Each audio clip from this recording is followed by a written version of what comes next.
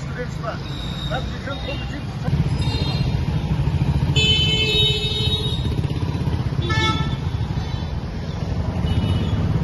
আমি Bodo national students union আমি আজি কোকৰাঝাৰৰ পুলিচ পইণ্টত আমি কেণ্ডেল লাইট ভিজিল কৰিবৰ কাৰণে ইয়াতে আমি সবে ষ্টুডেণ্টৰ লগত জমা হৈ আমি ইয়াতে আৰম্ভ কৰিলোঁ কেণ্ডেল লাইট ভিজিলটো।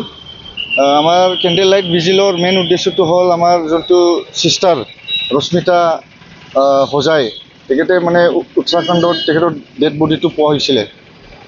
এইটো বহুত দুৰ্ভাগ্যজনক কথা আৰু আমি কণ্ডেম কৰিছোঁ আৰু কণ্ডোলেন্স কৰিছোঁ যে এনেকুৱা ষ্টুডেণ্টৰ লাইফটো ইমান মানে বাৰ্বেৰিক কিবা এইটো হত্যা কৰাটো আমি নিবিচাৰোঁ আৰু ষ্টুডেণ্টছবিলাক যে আমাৰ দেশৰ ফিউচাৰ তেখেতক হত্যা কৰাটো বহুত অন্যায় হৈছে।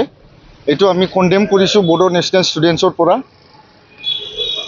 আৰু ষ্টুডেণ্টছ য'তে নাথাকক কিয়, উত্তৰাখণ্ডতে নাথাকক কিয় বা দিল্লীতে নাথাকক, ষ্টুডেণ্টছবিলাক এটা মানে আমাৰ দেশৰ সম্পত্তি, তেখেতক সুৰক্ষা ৰখাটো চবে আমাৰ দেশৰে মানে দায়িত্ব, আমাৰ দেশৰ নাগৰিকৰ দায়িত্ব।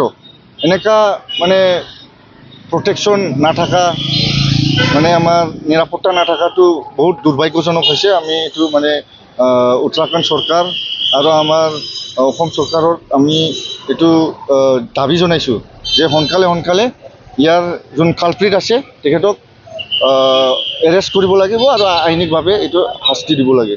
আৰু ভিজিল লৈছোঁ ইয়াত আৰু এটা কাৰণ আছে যে আজি আদানী এয়াৰপৰ্টত গুজৰাটত যোনটো প্লেন ক্ৰেছ হৈছে তাত আমি শুনা পাইছোঁ যে অলমষ্ট 200 লাইফছটো মানে তাতে এই এক্সিডেণ্টত মানে হেৰাই গ'ল। এইটো আমি কণ্ডোল কৰিছোঁ যে তেখেতৰ মানে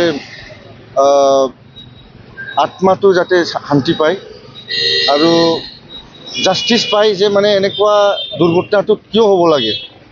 হয়তো এয়াৰলাইন্সৰ কিবা এটা প্ৰব্লেম আছিলে বা ইয়াৰ দায়টো মানে এয়াৰপৰ্টতো হ'ব পাৰে। সেইকাৰণে আমি এইটোৱে মানে বিচাৰোঁ যে তদন্ত হ'ব লাগে।